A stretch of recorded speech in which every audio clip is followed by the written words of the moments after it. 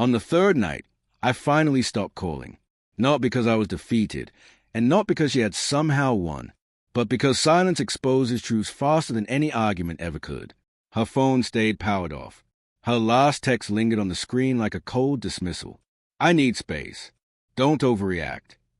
No context. No kindness. Just distance. Intentional, crafted, and performed by someone who believed she understood control. I sat on the edge of the bed, the glow of my unread messages lighting the room.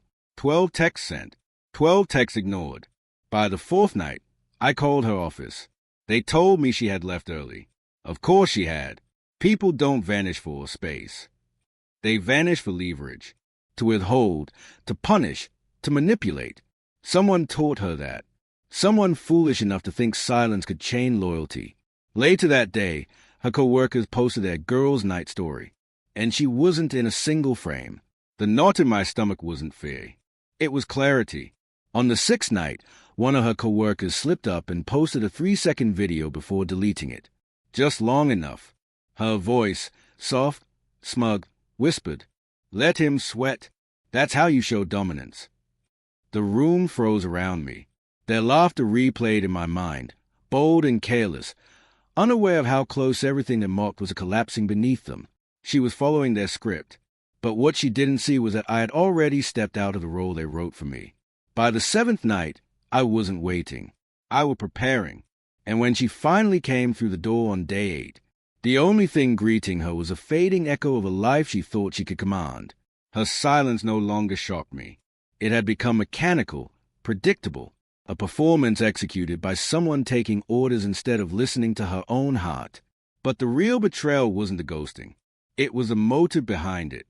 Her co-workers, women struggling with their own collapsing relationships, had decided to engineer mine. Show dominance. Make him afraid to lose you. Disappear for a week. He'll come crawling. The leaked video replayed in my thoughts, every second dripping with arrogance. She sounded thrilled, energized, as if hurting me had become entertainment. A challenge, a story to impress people who didn't care about the cost. But beneath my anger sat a quieter truth.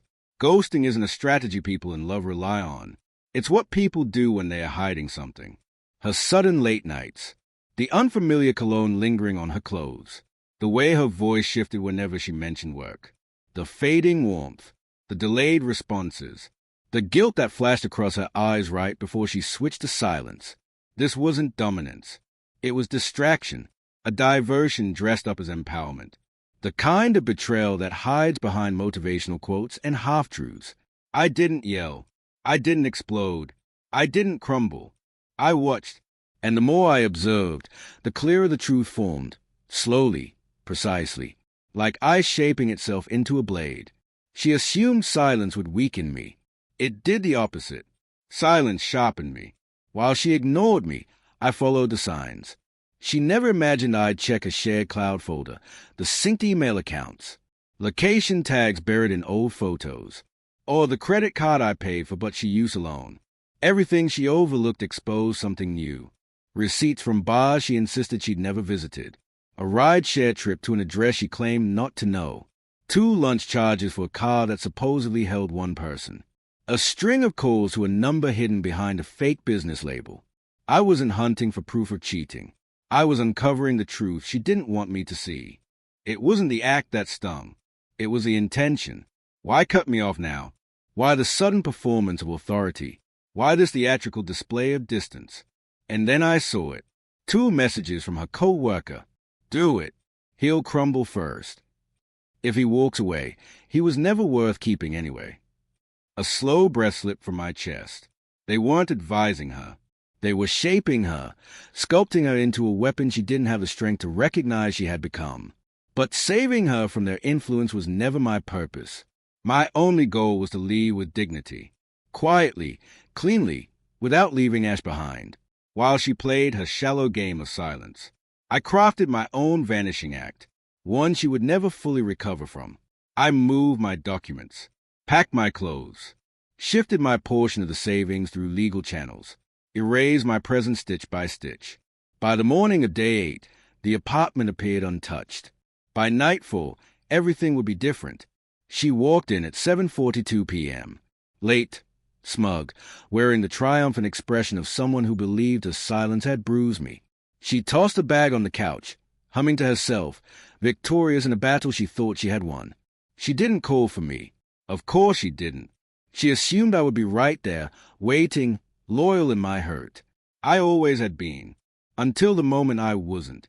Her footsteps halted. A heavy pause filled the hallway. Then she called out, confused and sharp, "Where are your clothes?" She opened the closet once, then again, and again, as if opening the doors repeatedly could summon back what was no longer there. My drawers, empty. My shoes, gone. Every space that once held my life breathed with nothing but absence. She raced into the office. The files had vanished. Heart pounding, she grabbed her phone and dialed. No ring, just silence.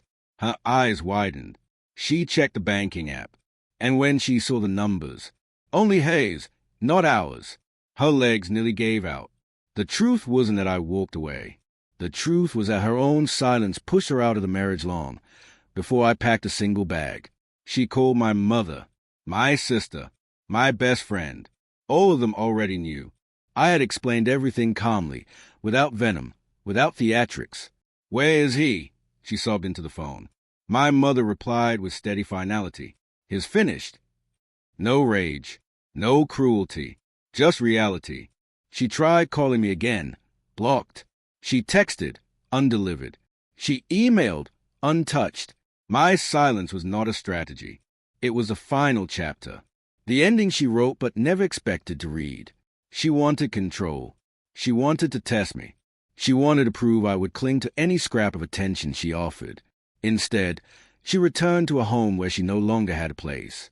The last message she ever received from me came through a lawyer the following morning. "You ghosted me for a week.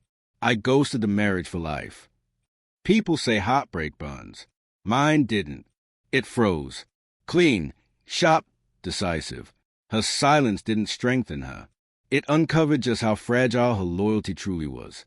And when she stepped into the emptiness where I used to stand, she finally tasted what she tried to feed me. Irrelevance.